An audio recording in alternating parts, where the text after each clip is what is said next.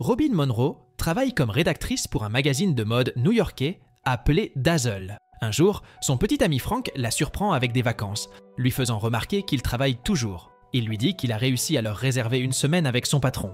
Ensuite, les deux se dirigent vers l'île tropicale de Makatea. Frank va chercher leur sac tandis que Robin va chercher une charte pour leur île. Elle demande à un mécanicien nommé Quinn où elle peut trouver un charter pour Makatea. Et on lui répond qu'elle a de la chance car il remplace le volume normal vers Makatea qui n'a pas pu arriver. Frank apparaît et Robin dit qu'ils ne peuvent pas monter dans cet avion cassé et qu'ils doivent en trouver un autre.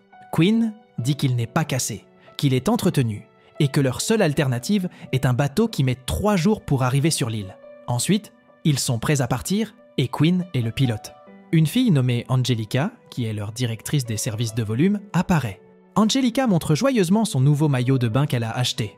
Ensuite, ils arrivent sur l'île exotique et Quinn les accueille à Makatea.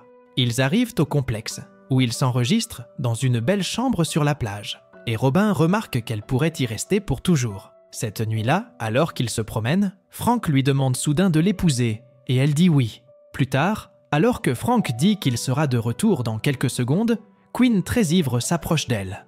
Robin demande où est son copilote, et Quinn dit qu'elle est avec les touristes. Le lendemain, sur la plage, Frank surveille les filles qui passent. Soudain, Robin reçoit un appel téléphonique. C'est son patron qui dit qu'ils ont une urgence et qu'ils sont sur le point de perdre leur modèle pour la couverture principale s'ils ne font pas venir un manager pour garder la séance photo, qui se trouve à Tahiti, tout près de Makatea. Elle dit qu'elle est désolée, mais personne d'autre n'est disponible et supplie Robin de le faire. Robin accepte à contre-cœur. Ensuite, elle demande à Quinn de l'emmener à Tahiti, lui disant qu'elle peut payer 700 $. Quinn demande à Angelica si elle veut se joindre à nous, mais elle dit qu'elle a un spectacle ce soir-là. Quinn dit qu'il peut y aller dans 1 heure. 1 heure plus tard, ils sont prêts à partir. Alors que le soleil est sur le point de se coucher, ils décollent. Pendant ce temps, à Makatea, Frank se rend au bar local et assiste à un spectacle. Soudain, Angelica apparaît, captant l'attention immédiate de Frank. Il ne peut la quitter des yeux. Une tempête se lève rapidement et Quinn dit qu'il devrait retourner sur l'île. Nerveux, Robin commence à prendre une sorte de pilule contre le stress. Soudain, un éclair frappe l'avion, faisant griller leur radio et faisant perdre de l'altitude à l'avion. Ayant pris trop de pilules, Robin est drogué et commence à agir en état d'ébriété. Quinn aperçoit soudainement une île et effectue un atterrissage d'urgence pendant que Frank s'amuse bien. De retour sur Makatea, Robin et Quinn s'écrasent, ne sachant pas où ils se trouvent. Le lendemain, Robin demande où ils sont et Quinn dit qu'il ne sait pas. Il explique que la roue de l'avion s'est cassée et qu'ils ne peuvent donc pas décoller. Quinn ajoute qu'ils ne peuvent pas appeler à l'aide et que si les gens commencent à les chercher, il faudra probablement des jours avant qu'ils soient retrouvés. La seule chose dont ils disposent est un pistolet lance-fusée. Avec une seule fusée éclairante, Robin commence à se disputer, voulant récupérer son argent. Quinn lui rend la moitié de son argent, faisant remarquer qu'il pensait l'avoir prise à mi-chemin. Elle s'énerve et court vers l'avion en jetant des objets. Soudain, elle trouve un radeau de sauvetage et commence à jouer avec.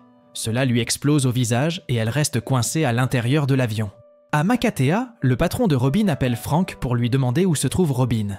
N'ayant plus de nouvelles d'eux, ils appellent à l'aide. Peu de temps après, ils sautent dans un hélicoptère pour les chercher sur l'île. Robin surprend Quinn en train de la reluquer et elle lui dit d'arrêter.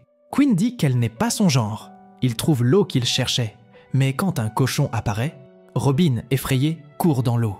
Soudain, quelque chose remonte dans son pantalon et elle crie à Quinn à l'aide, devinant que c'est un serpent. Quinn dit que c'est mauvais et elle devient encore plus nerveuse. Quinn lui dit de se détendre, lui assurant qu'il s'en sortira. Elle devient très nerveuse, mais dit qu'elle ferait mieux de ne pas le surprendre en train de sourire. Il le sort et elle le remercie, après quoi il commence à sourire. Ensuite, Quinn prépare quelque chose et un peu plus tard, il ressort comme un buisson, prêt à chasser. Elle remarque qu'il ne peut pas tuer d'aussi beaux animaux et Quinn remarque qu'il a entendu dire qu'ils avaient le même goût que le poulet ailleurs. Angelica dit à Frank de ne pas s'inquiéter car Quinn prendra bien soin de sa petite amie, quoi qu'il leur arrive. Ensuite, Quinn et Robin entreprirent d'atteindre le sommet de l'île, car plusieurs îles ont une balise radio au sommet. Arrivés au sommet, ils ne voient cependant aucune balise. Quinn entre dans un buisson et commence à le battre et à jurer. Robin lui demande de ne pas perdre confiance car s'il le fait, elle la perdra totalement elle-même. Il voit soudain 2 bateaux. Et tandis que Quinn jette un coup d'œil, il voit un homme se faire tuer. Il se retourne rapidement en disant qu'ils doivent sortir de là. Mais soudain, alors que Robin jette un coup d'œil à son tour, elle aperçoit l'un des hommes. En les voyant, Quinn explique que ce sont des pirates qui volent les bateaux et tuent les propriétaires. Les pirates descendent un bateau à moteur et Quinn fait de son mieux pour rejoindre le rivage. En se rapprochant d'eux, les pirates commencent à leur tirer dessus et les deux nagent jusqu'à terre pour devenir des cibles plus difficiles. Ils commencent à courir aussi vite qu'ils le peuvent, mais étant épuisés par l'aviron par temps chaud, les pirates rattrapent leur retard. Quinn dit à Robin de se cacher pendant qu'il ramasse une bûche pour les piéger.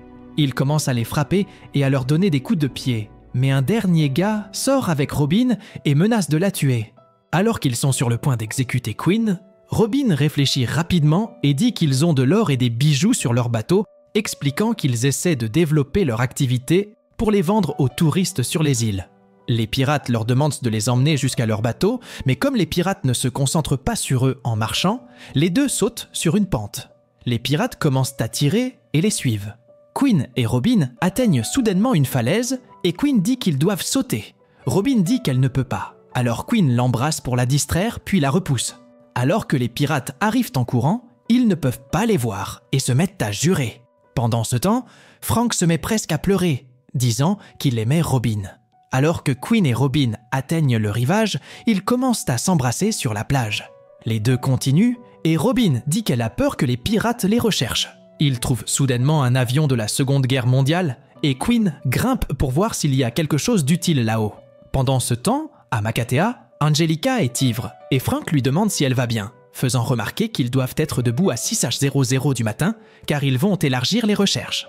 Elle répond qu'elle ne se sent pas bien et lui demande s'il veut rester là ce soir avec elle. Au début, il dit non. Puis, il regrette sa réponse et dit immédiatement « Pourquoi pas ?» Cependant, quand il commence à penser à Robin, il décide que c'est mal et dit encore non. Il recommence à se sentir en conflit, mais commence ensuite à quitter la pièce pour éviter la tentation. Sur l'île inconnue, Quinn et Robin partagent leurs expériences. Ils aiment s'embrasser sur la plage et Quinn dit qu'ils devraient dormir un peu. Quinn et Robin ont trouvé un cours d'eau sur lequel ils transportent les pontons du vieil avion cet après-midi. Frank remarque que cette expérience l'a mise à l'épreuve. Cela n'a révélé aucun caractère en lui, et Angelica répond qu'il devrait arrêter de s'en vouloir puisque c'est un gars et qu'il ne peut pas s'en empêcher. Soudain, on leur annonce qu'ils ont décidé d'annuler les recherches.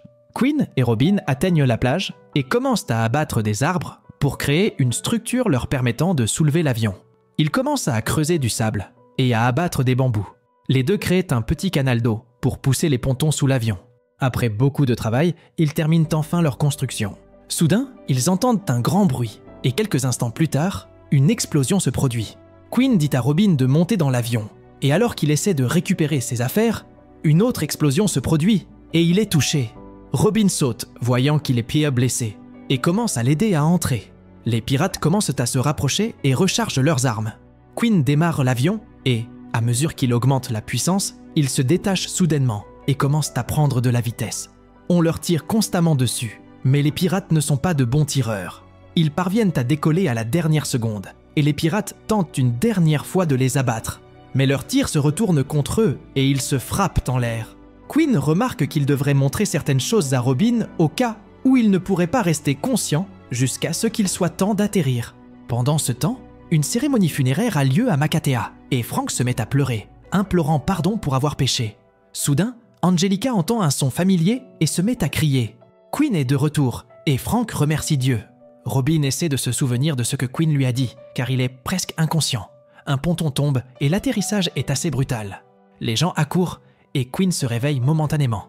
Ils commencent tous à aider Robin et Quinn à sortir de l'avion. Quelque temps plus tard, Frank remarque que l'hôtel a décidé de leur offrir un mois de séjour gratuit quand ils le souhaitent.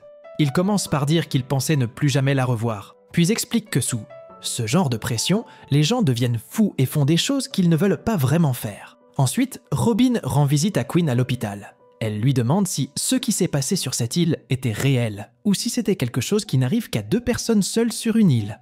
Quinn remarque que c'était quelque chose de réel. Il lui dit cependant qu'elle a toutes sortes de possibilités et qu'elle mérite quelqu'un de plus jeune et de plus frais, et lui souhaite bonne chance pour tout.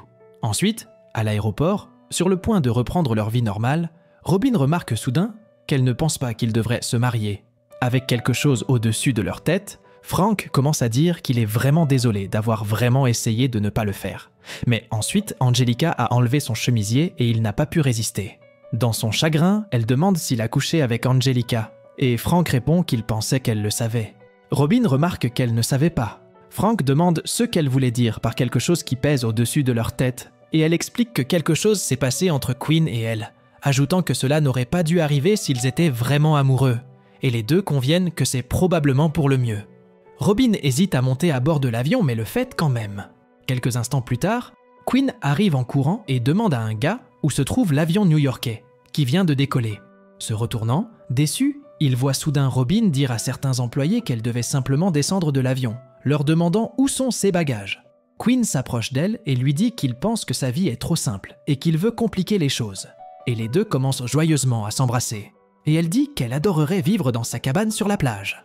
Très bien les amis, nous en avons fini avec le film. J'espère que vous avez apprécié l'histoire. N'oubliez pas d'écraser ce bouton d'abonnement pour accéder à davantage de contenu génial comme celui-ci sur votre page d'accueil YouTube. Détendez-vous et profitez du spectacle en attendant.